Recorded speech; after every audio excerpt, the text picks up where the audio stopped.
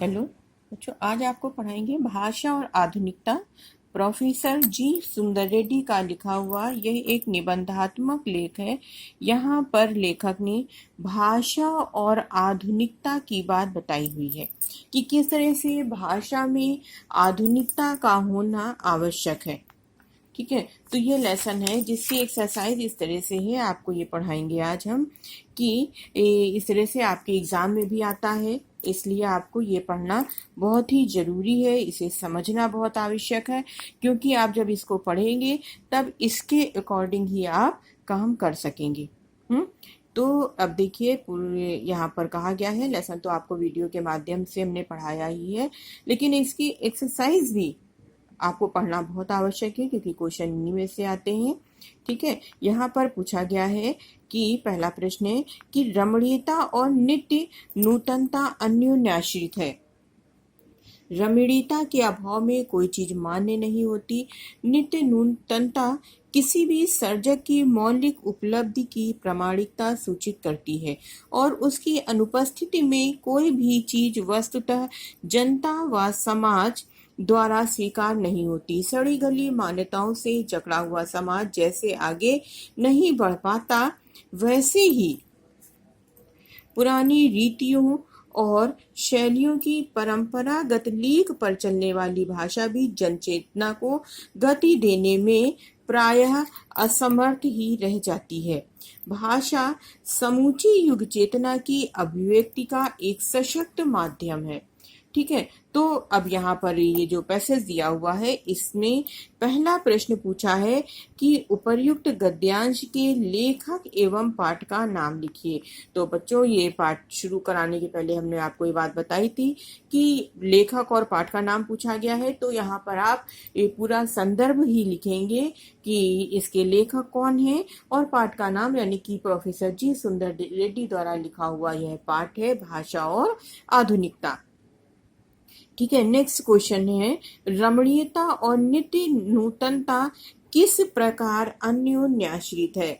यहाँ पर जो अगला प्रश्न पूछा गया है उसका आंसर हो जाएगा कि भाषा और नवीनता ही उसकी सुंदरता और रमणीयता की प्रतीक है। जो वस्तु रमणीय होगी वह नवीन भी होगी और उसमें रमणीयता भी रहेगी।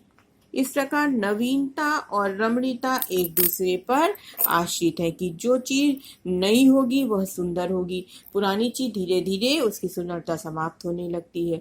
तो इसका यही आंसर हो जाएगा कि भाषा और नवीनता ही उसकी सुंदरता और रमणीयता की प्रतीक है। जो वस्तु रमणीय होगी वह नवीन भी होगी, उसमें रमणीयता भी रहेगी। इस प्रकार नवीनता और रमणीयता एक दूसरे पर आश्रित है। ठीक है, ये पहले प्रश्न का उत्तर हो गया। इसके बाद अगला प्रश्न यहाँ पर पूछा गया है, उपर्युक्त गद्यांश में लेखक ने किस बात पर बल दिया है। तो जो अगला प्रश्न है कि उपर्युक्त गद्यांश में लेखक ने किस बात पर बल दिया हुआ है, तो प्रस्तुत गद्यांश में लेखक ने नित्य नूतनता पर बल दिया हुआ है कि किसी भी रचनाकार की मौलिक उपलब्धि की जो प्रामाणिकता है उसको नित्य नूतनता जो है वही सूचित करती रहती है। इस प्रकार मौलिक साहित्यकार की रचना में कुछ ना कुछ नवीनता अवश्य ही होती है। तो लेखक ने किस बात पर बल दिया हुआ है, नित्य नूतनता की बात पर बल दिया हुआ है। अगला प्रश्न है, लेखक ने किसे अभिव्यक्ति का एक सशक्त माध्यम माना है। तो लेखक ने किसी अभिव्यक्ति की सशक्ति का एक माध्यम माना हुआ है। तो लेखक ने जो है वो भाषा को अभिव्यक्ति का एक सशक्त माध्यम माना है। सभ्यता, संस्कृति और ज्ञान के विकास के फलस्वरूप जो वैचारिक क्रांति होती है, जिसे हम युग चेतना के नाम से जानते हैं, उसकी सफल अभिव्यक्ति एकमात्र सशक्त माध्यम भाषा है। तो इस तरह से इसका आंसर भी हो जाएगा, लेखक ने जो है वो अभिव्यक्ति के एकमात्र सशक्त माध्यम भाषा को ही माना है। गद्यांश के रेखांकित अंश की व्याख्या करना है। तो यहाँ पर रेखांकित क्या है? रमणीयता और नित्य नूतनता अन्योन्याश्रित है। रमणीयता के अभाव में कोई भी चीज मान्य नहीं होती। तो इस बात की जो है वो, इस पंक्ति की जो है वो आपको व्याख्या करनी है बच्चों। तो इसकी व्याख्या इस तरह से हो जाएगी, जैसे कि यहाँ पर कहा गया है कि भाषा की नवीनता और उसकी जो सुंदरता है या रमणीयता है, वही उसकी रमणीयता की प्रतीक है। भाषा की सुंदरता जो है उसकी नवीनता, उसकी रमणीयता की प्रतीक होती है। जो वस्तु रमणीय होगी वह नवीन भी होगी, और जो नवीन होगी उसमें रमणीयता रहेगी। इस प्रकार जो नवीन होगी उसमें रमणीयता भी रहेगी। इस प्रकार नवीनता और रमणीयता एक दूसरे पर आश्रित है, अथवा दोनों एक ही सिक्के के दो पहलू के समान हैं। बिना रमणीयता के कोई भी वस्तु महत्वपूर्ण नहीं हो सकती है, उसको मौलिकता की मान्यता भी नहीं मिल सकती। इस प्रकार किसी भी कलाकार की रचना में व्याप्त नवीनता ही उसकी मौलिकता का सबसे बड़ा प्रमाण है।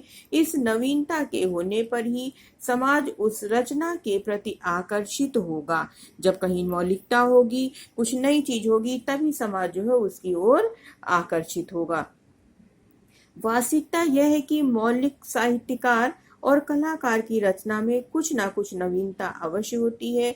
यदि कोई कलाकार या साहित्यकार अपनी रचना को रूढ़ियों से ग्रस्त समाज के समान मानता है, या कोई भी जो है साहित्यकार अपनी रचना को नवीन या मौलिक दृष्टि नहीं दे सकता, तो उसकी रचना को सामाजिक स्वीकृति नहीं मिल पाती है। ठीक है बच्चों, तो इस तरह से यहाँ पर ये कहा गया है, ये व्याख्या की गई है इसकी, कि रमणीयता और नित्य नूतनता जो है वो एक दूसरे पर ही आश्रित होती हैं। जब कोई भी चीज नवीन होती है तभी वह देखने में सुंदर होती है, और इसके अभाव में जब तक कोई चीज रमणीय नहीं होती, देखने में सुंदर नहीं होती है, तब तक उसका महत्व समाज में नहीं होने पाता है। जिस प्रकार पिछड़ी हुई रूढ़ियों से ग्रस्त समाज प्रगति नहीं कर पाता, उसी प्रकार पुरानी रीतियों, परंपराओं और शैलियों से जकड़ी हुई भाषा भी समाज में आदर प्राप्त नहीं कर पाती, क्योंकि वह युग के अनुरूप जन चेतना उत्पन्न करने में असमर्थ हो जाती है। इस प्रकार से इसमें नवीनता और नूतनता का होना आवश्यक है। ठीक है बच्चों, तो ये जो आपका ये वाला पद दिया, प्रश्न दिए हुए हैं, ये पैसेज दिया हुआ है, ये पैराग्राफ दिया हुआ है, इसके क्वेश्चन आंसर ये हो गए हैं। अब अगले हैं तो वो अगला प्रश्न अगले में कराएंगे। ठीक है, दूसरा वीडियो इसका भेजेंगे, उसमें कराएंगे। ओके, थैंक यू बच्चों, बाय।